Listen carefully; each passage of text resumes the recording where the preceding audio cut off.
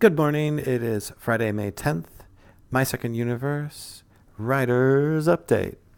Going to talk about Prologues, the virtual tabletop game session, playing with fewer people, and story time, talking about the children's Bible or a children's Bible. So, prologues. I shy away from them like I shy away from opening a scene, waking up, or ending a scene, having the point of view character going to sleep. I shy away from them because as a reader,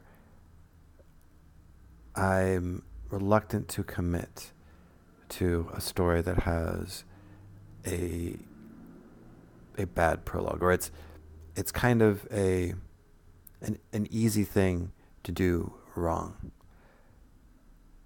and it's a crutch. So for my books, Ranger of Path, which I've published, I went back and added a prologue to ease people in, and now with Valkyrie of Desire, which I'm half done, I've gone back and added a prologue for the same reason, to ease people in.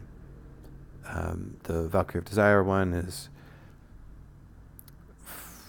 under 500 words, maybe closer to 400 words, so fairly short. I think that's a good idea. I think having a short, if you're going to do a prologue, do it so that it adds clarification. It sets things up to the first chapter, but it isn't necessary. Somebody can skip it and dive right into the first chapter, but if they decide to read it, it's concise, not too wordy, and it's a utility. It adds to the clarity, to the feeling going in to the book. So for my prologue, it's not the point of view character is not the main character for the story. It is, but they're related. It is, to little spoiler here, the demi-goddess that had possessed the main character prior to the start of the story. So the demi-goddess in the prologue has been cut off from Hildur, who's the main character of Valkyrie of Desire. In the prologue, she's already cut off. Darla is the name of the demi-goddess. Darla of Desire. And she's trying to reconnect to Hildur. So there's that struggle in the background. And then in chapter 1, it's some little bit of time, like a little over a month, maybe 2. I have to check my timeline. But a couple, let's say between a month and 2 after Hilder's been cut off from Darla. That's where the story begins. The novel begins. And for readers, I mean, it's fairly obvious to me, for readers coming in and having these references to Darla, to this demigoddess they never meet, they don't really care. Like, why would they care about a character they never meet? So the prologue serves to introduce Darla, not to add complexity, but to give some value to this character that's talked about. And there's also a moment, which I won't spoil, between Darla and another character in the prologue that relates to the situation that Hildur is in, the fundamental obstacle or opportunity that Hildur has throughout her whole character arc for the novel, Hildur, Valkyrie of Desire.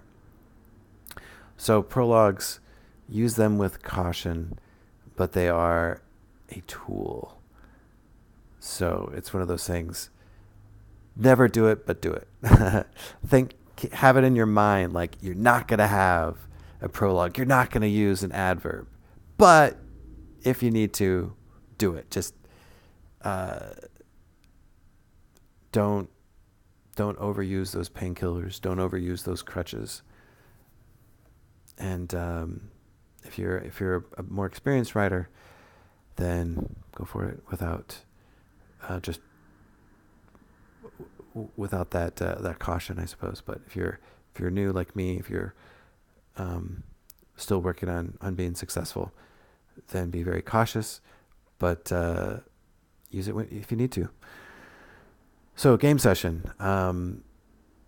Life gets in the way of games sometimes. So I've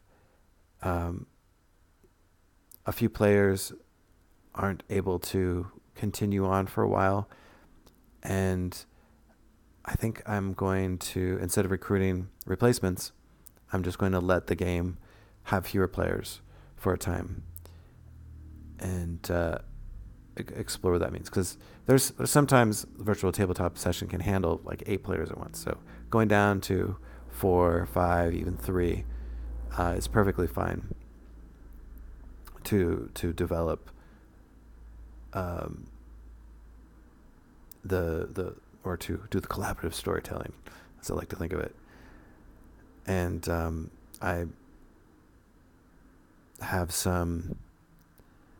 I've already spoken, I think, last week on a ally NPC that may be an antagonist, maybe an enemy, a split mind being, and one is an ally and one is an enemy.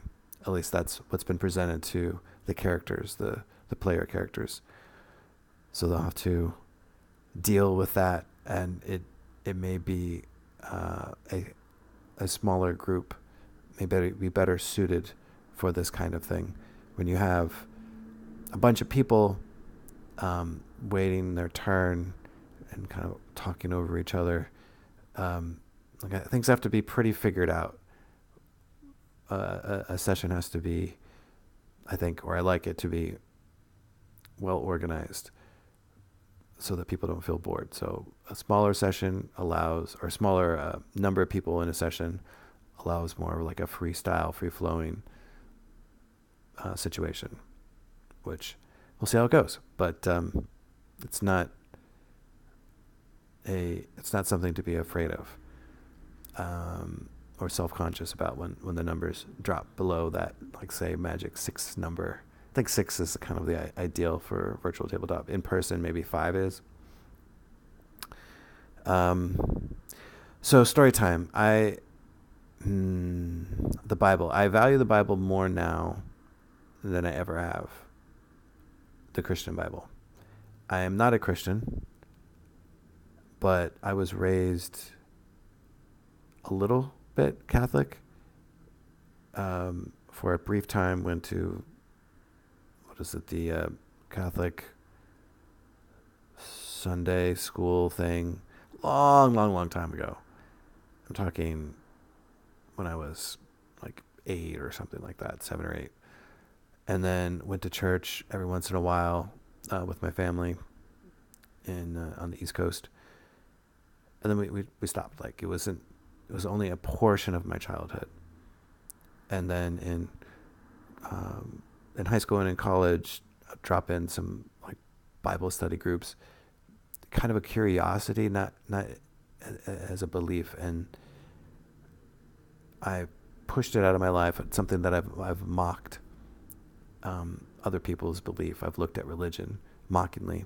I was in Boy Scouts, so there was also some connection to Christianity and religion in general, the Boy Scouts, and then going to other countries like Russia, seeing the Orthodox there, and the Russian Orthodox Church there and how it was viewed, and then going to Japan and seeing this combination of Shinto and Buddhism, and how comfortable it was an eye-opening experience, how comfortable religion was in Japan.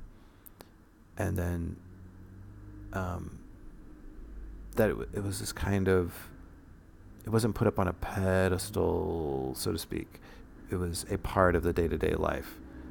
It was just this this comfort that I hadn't associated with religion. And coming back to the States, living for a while, and I've been around long enough. I'm in my 40s now to see the world change around me, to see that religion is not valued like it was. Christianity, in particular, is not dominant like it was, especially in my city, Portland, and with how children are being raised. My son's 9 at school, and what he's coming home not knowing from school, not being introduced to, and with the kind of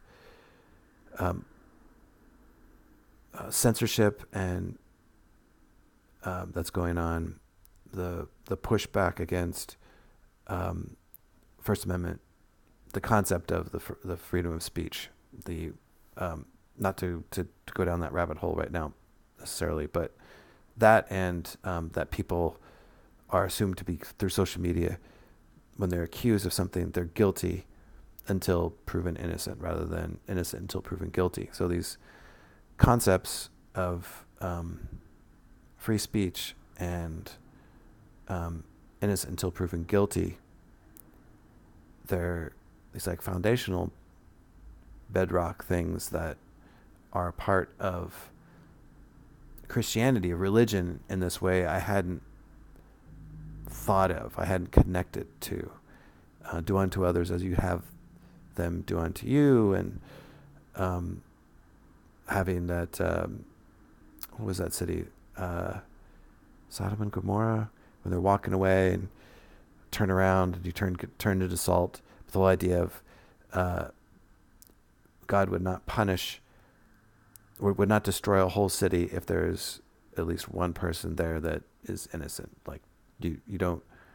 It is worth releasing 100 guilty people to avoid condemning one innocent man. That the foundation for our country's justice system.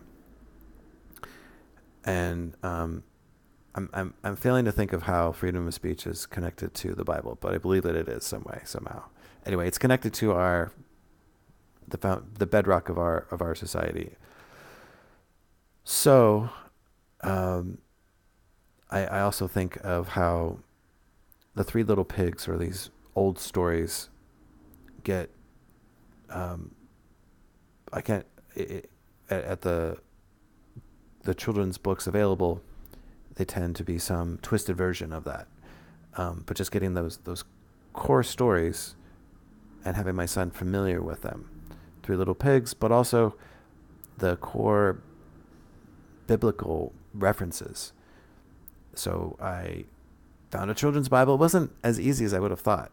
Found a children's Bible and have been reading it to my son, and he is enthralled. He loves hearing these stories, and they are harsh. They are real and brutal in this way that they are not politically correct, essentially. So that's maybe where the free speech comes in. There's truth there that I should respect, that I haven't respected. So I'm very happy to be reading this children's Bible and learning from it, making these connections, making these associations. Like there was one where it was a moment wrestling with God, some reference where the angel or God touches the character at the hip. And I saw this reference there to American Gods, the TV show, where a similar moment happened. Like the Bible it's such a part of our culture. I've taken it for granted. So I'm happy that I'm exploring it with my son now. Better late than never, because he's definitely not going to get it from school, not in the same way. And I'm going to keep reading to him. I want to learn. I need to learn. Like this is just like with any other book that's super popular. Whatever I may think of it, it was successful, and I need to learn from that if I want to be a successful writer. Bible was super successful. I must learn from its storytelling. So yeah, another video that went on a little long. Sorry about that. It's some big ideas to wrap my brain around, wrap my head around. See you next week.